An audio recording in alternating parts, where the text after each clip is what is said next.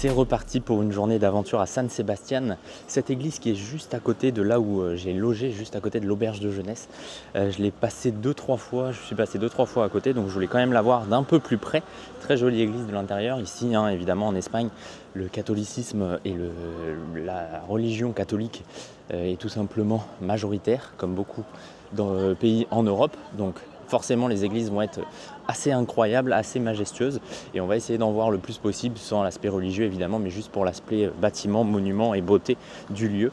Nous, on repart dans le centre-ville. On a encore beaucoup de choses à voir aujourd'hui. Si tu n'as pas vu les 2 précédentes vidéos sur San Sebastián, c'est juste ici.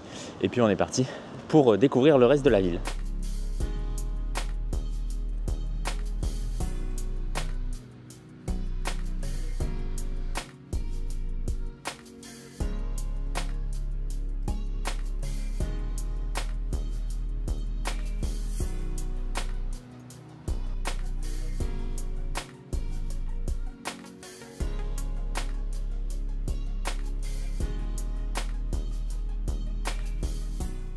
Bon, j'imagine que tu t'en souviens, ces petites scènes liées à Noël, très sympathiques de nuit hier, et bien aujourd'hui, on revient sur cette place pour la voir un petit peu de plus près, notamment le bâtiment qui est en face de nous, qui est assez joli. Et puis on va se balader un petit peu dans ce quartier, voir ce qu'on n'a pas vu. On va retourner également sur la place de la Constitution, vers la basilique, également vers la cathédrale, ça c'est important. Et puis voilà, on va continuer de se balader un petit peu et de découvrir cette ville de San Sebastián. Mais toutes ces petites scènes là, c'est vraiment assez sympa. Et évidemment, comme je vous l'ai dit, il y a beaucoup d'églises. Le catholicisme est très présent ici en Espagne. Donc on va en voir pas mal durant tout notre périple, surtout au mois de décembre pour Noël.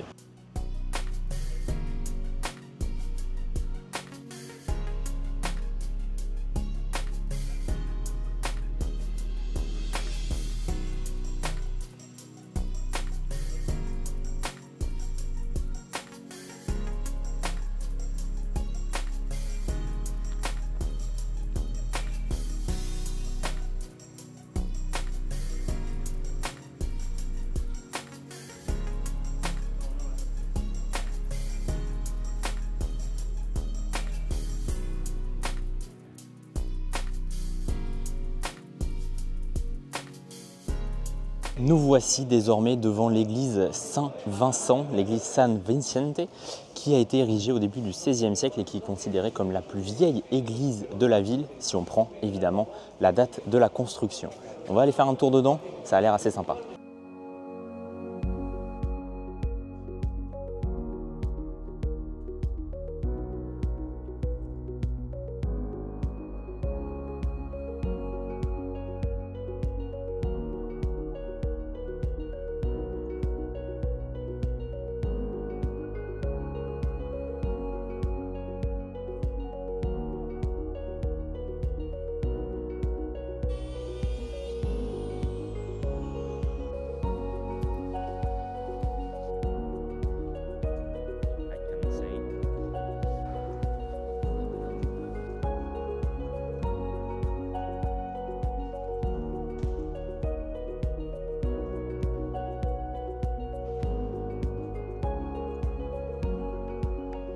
Bon, je suis revenu sur la place de la Constitution, place très importante ici, mais on repassera pour la voir d'un petit peu plus près et surtout avec un peu moins de monde, puisque là il y a tous les camions qui viennent livrer ensuite dans la vieille ville, puisqu'ils n'ont pas le droit de rouler dans les rues de la vieille ville, et donc ils s'arrêtent sur la place pour aller déposer tout ça sur des chariots.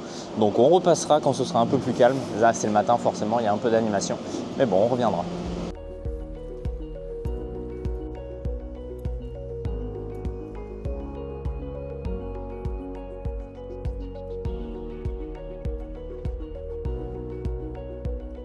Bon, je suis repassé faire un petit coucou à cette plage de la Concha sous le soleil cette fois. Et là, je suis dans les jardins juste en face de l'hôtel de ville.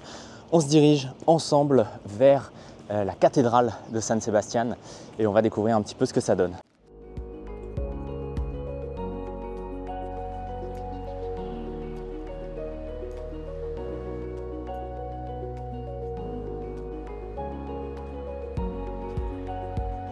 Nous voici devant la cathédrale du Bon Pasteur, devenue cathédrale le 2 décembre 1949. Elle a été construite entre 1889 et 1897 et elle est en plein cœur du quartier Amara. Le quartier Amara, c'est là où il y a tout simplement les magasins, les commerces, etc., etc. Donc on va aller faire un tour dedans, on va voir ce que ça donne. C'est parti.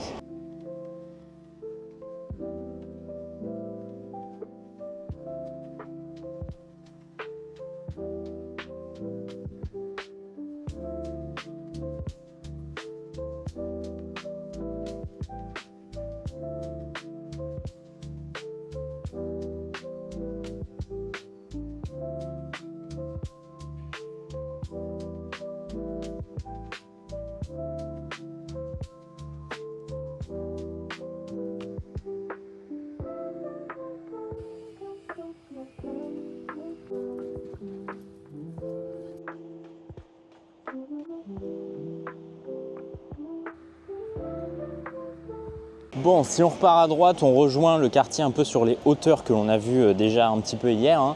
Donc nous, on va plutôt continuer vers la partie que je n'ai pas faite. Donc on va suivre un petit peu cette rivière qui sépare la ville de San Sebastián en deux.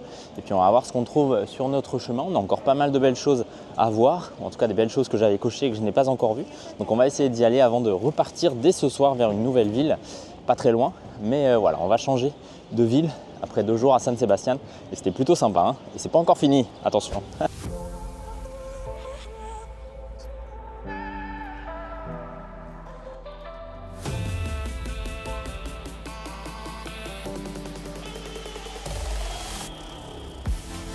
Après un bon gros quart d'heure de marche depuis le centre, là où on s'est arrêté notamment au niveau de la cathédrale, on est arrivé dans le quartier de Amara Berri avec juste derrière moi le stade de foot de la Real Sociedad.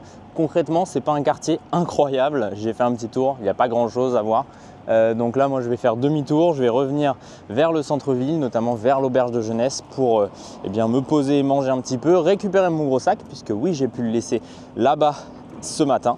Et puis ensuite, direction notre prochaine ville qui est à peu près un quart d'heure en bus.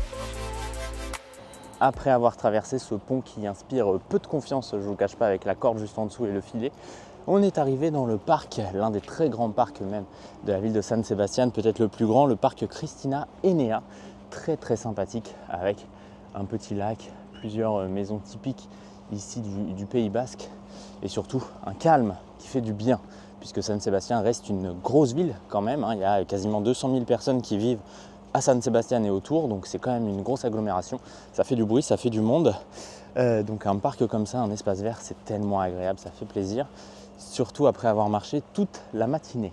Nous, on va traverser ce parc, c'est sur le chemin, on va prendre le temps, le soleil est revenu, il fait beau, et puis on va en profiter pour découvrir un petit peu toute cette zone que l'on n'a pas encore faite depuis notre arrivée à San Sebastián.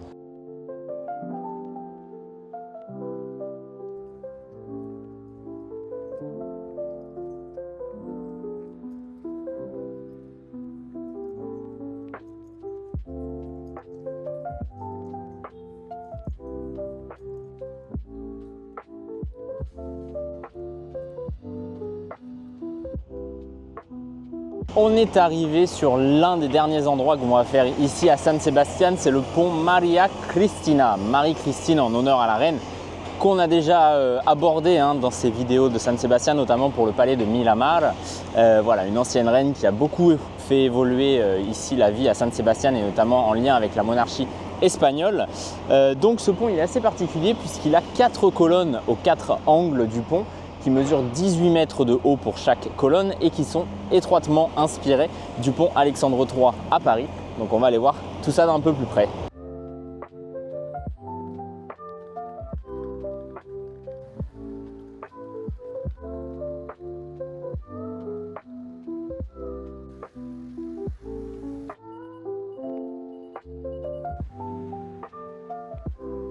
Alors pourquoi ce pont est aussi connu ici à San Sebastián? Eh bien tout simplement parce qu'il a été inauguré déjà un 20 janvier, qui est la fête nationale, ou en tout cas ici principale de San Sebastián, mais également puisqu'il permettait de rejoindre la gare du centre-ville et notamment de la cathédrale. Donc c'était l'un des ponts les plus empruntés et les plus importants de la ville, et c'est toujours le cas.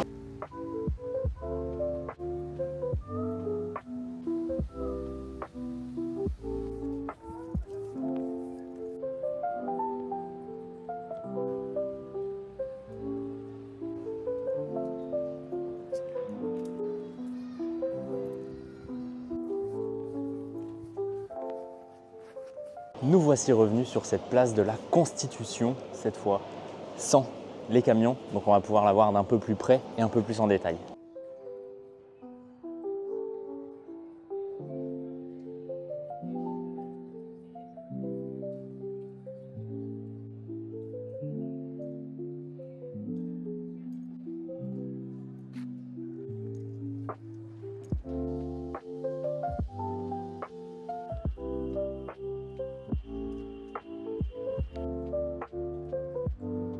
C'est la fin de cette petite balade dans San Sebastián. J'espère que cette ville t'a plu autant qu'à moi. Les plages, la mer, l'architecture, les monuments et l'histoire évidemment de cette ville, c'est quand même quelque chose, hein. Ça vaut le coup de venir ici sur la côte basque espagnole.